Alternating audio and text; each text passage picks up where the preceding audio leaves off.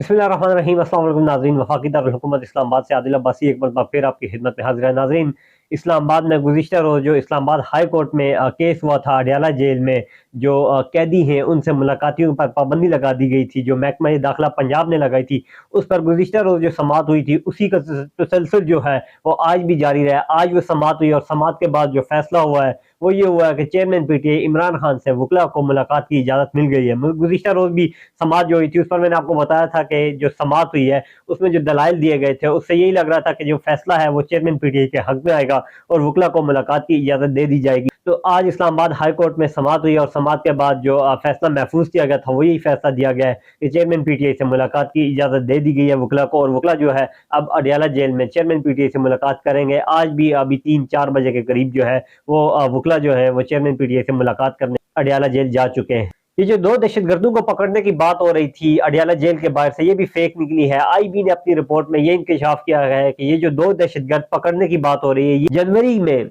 नाज़रीन आज से 2 महीने पहले ये जो 2 दहशतगर्द थे ये अडयाला जेल के इतराफ से गिरफ्तार हुए थे। और नाज़रीन पंजाब हुकूमत का तमाशा देखें, पंजाब हुकूमत ने ये कहा है जी कि ये जो 2 दहशतगर्द थे ये इन दिनों गिरफ्तार हुए हैं। इन दिनों अडयाला जेल की तरफ से ये जो 2 दहशतगर्द थे गिरफ्तार हुए हैं और इसलिए इमरान खान पर मुलाकात पर पाबंदी लगा दी गई है। लेकिन ये सरासर झूठ है, झूठा बेबुनियाद प्रोपेगेंडा किया गया था और इसको बेनकाब किया गया है आईबी की तरफ से। आईबी ने आज इस्लामाबाद हाई कोर्ट में जो रिपोर्ट पेश की है उसमें ये कहा गया कि ये जो 2 दहशतगर्द गिरफ्तार हुए थे ये जनवरी के महीने में गिरफ्तार हुए थे। हालिया दिनों में कोई भी ऐसी गिरफ्तारी अमल में नहीं आई। तो इस हवाले से इसी को जवाब बनाकर भी इस्लामाबाद हाई कोर्ट ने जो फैसला किया है, क्योंकि कैदियों से मिलने का हक जो है वो होता है, इसकी इजाजत जो है वो कानून देता है, तो इस पर भी इस्लामाबाद हाई कोर्ट ने फैसला दिया है। दूसरी बात, पेशावर हाई कोर्ट में जो तहरीक इंसाफ की मखसूस नशिस्तों के हवाले से केस लगा हुआ था उस पर आज फैसला हुआ है। लार्जर बेंच ने इस केस की समाअत की है। गुज़िश्ता रोज के हवाले से भी आपको बताया था, लेकिन आज जो फैसला हुआ है वो ये हुआ कि बैरिस्टर अली जफर ने पीटीआई की जानिब से जो वकील थे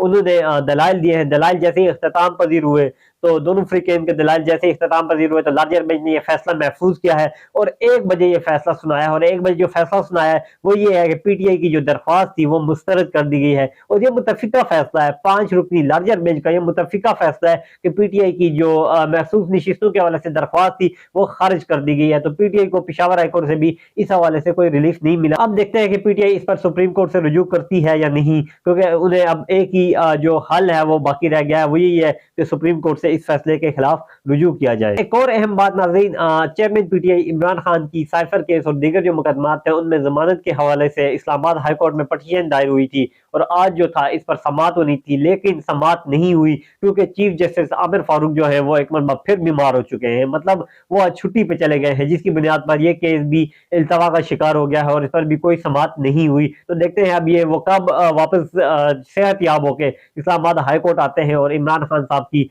जमानत के हवाले से जो केस है उस पर समाअत करेंगे। दीगर अगर मैं बात करूं, तोशाखाना केस जब हुआ था तो उस वक्त जज हमयूद दिलावर छुट्टियों पे चले गए थे, लेकिन अब जो है साइफर केस में भी जज जो थे अबुल हसनात जुल्करनैन साहब वो भी छुट्टियों पे चले गए हैं। साइफर केस में चेयरमैन पीटीआई की जो दरख्वास्त जमानत थी वो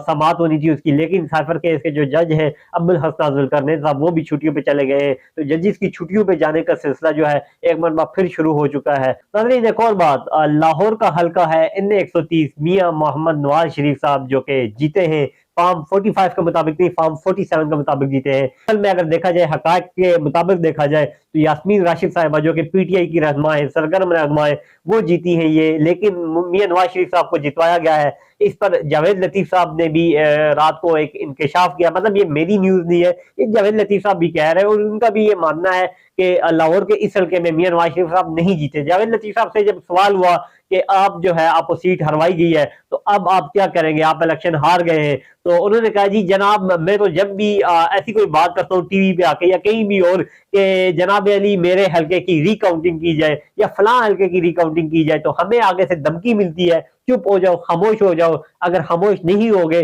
तो 130 NA 130 जो मियां नवाज शरीफ का हल्का है उसकी गिनती करवाई जाएगी, उसकी वापस गिनती करवाई जाएगी और वह मियां नवाज शरीफ साहब को हरवाया जाएगा जो कि रियल में भी वो हारे हुए हैं। तो इस वजह से हम लोग खामोश हैं। तो नाज़रीन इस बात से अंदाजा लगाएं कि किस कदर इलेक्शन हुआ है, किस कदर धांधली ज़्यादा ये इलेक्शन है, क्योंकि जो लोग जीते हैं वो खुद ये मान रहे हैं, वो खुद इस बात का इकरार कर रहे हैं कि जनाब हमारा मैंडेट नहीं है, ये फलां का मैंडेट है, ये उसे इलेक्शन में जीता गया था, वो इलेक्शन में जीता था और ये उसका मैंडेट है। ये मानना है जावेद लतीफ का भी और दीगर भी जो मुस्लिम लीग नून के रहनुमा हैं। दूसरी जानिब एक बात करूं, अगर इस्लामाबाद की, और इस्लामाबाद में एक खबर फैलाई जा रही है कि चेयरमैन पीटीआई को अडयाला जेल से किसी दूसरे मुकाम शिफ्ट किया जाएगा, तो इस हवाले से अगर मैं बात करूं तो जराये के मुताबिक अडयाला जेल के इतराफ आजकल ऑपरेशन हो रहे हैं, इस बेस पर ऑपरेशन हो रहे हैं वहां पर, लेकिन अभी तक कोई खत्मी रिपोर्ट नहीं आई। तो जब तक इन ऑपरेशन जो हालिया दिनों हो रहे हैं, इन ऑपरेशन की कोई खत्मी रिपोर्ट नहीं आती, तब तक चेयरमैन पीटीआई को अडयाला जेल से कहीं भी शिफ्ट नहीं किया जाएगा। जब भी कोई इस किस्म की रिपोर्ट आएगी, ये जो ऑपरेशन तो आजकल हो रहे, खुफिया इतलात पर हो रहे हैं, दीगर इतलात पर हो रहे, तो इसके बाद ही चेयरमैन पीटीआई को जो है वो अडयाला जेल से किसी दूसरे मुकाम शिफ्ट करने का ऐलान किया जाएगा। मेरे ख्याल से अब जो चेयरमैन पीटीआई है उन्हें रावलपिंडी से बाहर ही निकाला जाएगा, पंजाब के इस हिस्से से बाहर निकाल के लाहौर वाली साइड पे शायद उन्हें शिफ्ट कर दिया जाए। लेकिन ये जो शिफ्ट करना है, ये उस इंटेलिजेंस बेस्ड जो ऑपरेशन हो रहा है उसकी रिपोर्ट पर मुनस्सिर है। और उस रिपोर्ट में ये वाकई कहा गया जी कि चेयरमैन पीटीआई को अडयाला जेल में खतरा है या अडयाला जेल के खिलाफ सिक्योरिटी का खतरा है, तो चेयरमैन पीटीआई को लाहौर या किसी दूसरे मुकाम में शिफ्ट किए जाने की इतलात जरूर आ रही है।